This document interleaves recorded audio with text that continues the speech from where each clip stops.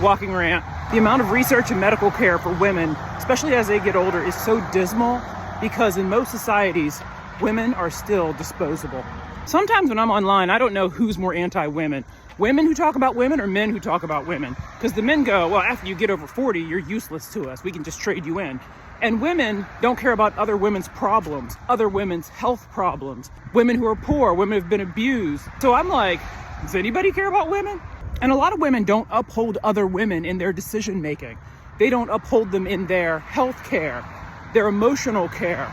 It's like they think if you're not wealthy, rich, look a certain way, you also are disposable. Many years ago, before I had my daughter, I had found a new OBGYN because mine had retired. This was an Indian lady. So I figured a woman of color, I'm gonna get great service and I'm gonna get great care. Her first initial look, she goes in there and she sees that I have a cancerous spot on my uterus. I go into her office and she goes, well, what's gonna happen is I'm gonna need to do a complete hysterectomy because it looks like stage 4 to me. And we can do that in the next week. If you don't get it done, you'll just die. She said it exactly like that. Uncaring, unfeeling, completely dismissive, and she was shuffling through papers when she told me. I go out to my car, I call my husband, I call my mom, I'm crying, because I'm like, what? Now my mom has been in the medical profession for about 42 years, so she immediately went, dump that woman and go find somebody else immediately. I put my husband on the case, because once I told him, he was like, oh no, this isn't gonna happen. I'm not losing you for anything. He immediately starts looking.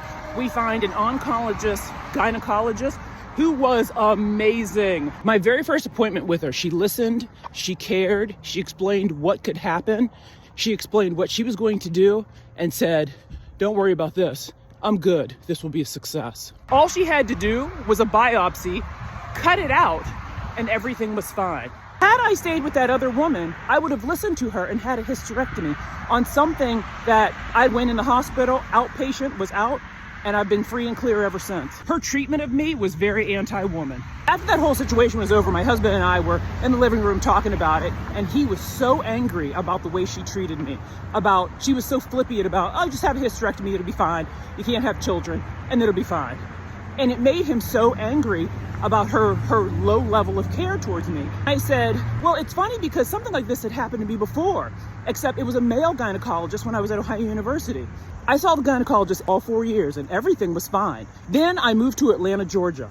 The very first gynecologist I saw did an exam and said, are you pregnant? And I go, heck no, I'm not pregnant. She goes, there is something not right. She immediately did an ultrasound and realized that my entire ovary was encapsulated by a cyst. She looked at it and said, this has been growing for years. How did the gynecologist that you had before not see this? This thing is huge. It's literally moving all of your organs over. So I ended up having to get one of my ovaries removed. But you can live with one ovary, you can have a kid with one ovary. I did, so it's fine. But the point is had I kept going to that person, who knows what it kept overtaking, because I just trusted that what he saw was good.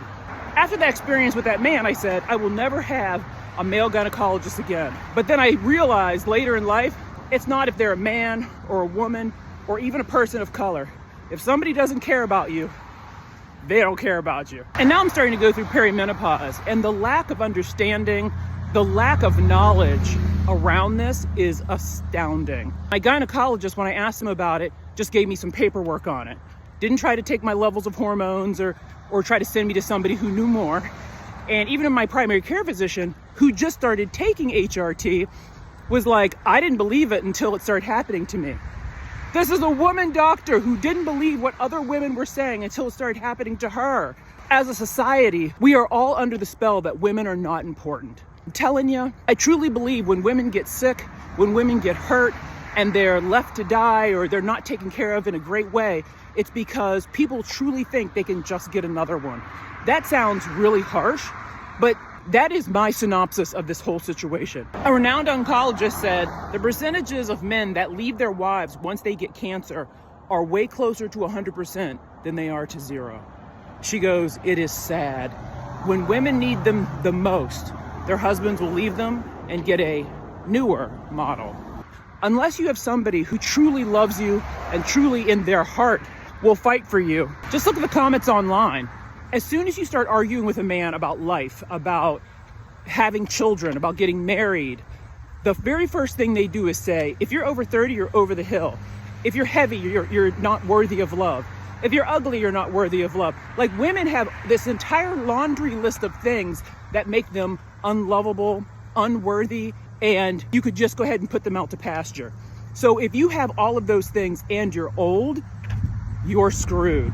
There's no real answers or solutions in this rant. I woke up with a couple hot flashes today and it just made me very angry, and I thought I wanted to talk about it. And I have had many great doctors, but it makes me think of women who don't have the money, the resources, the good insurance to even get what I have. That means they are suffering.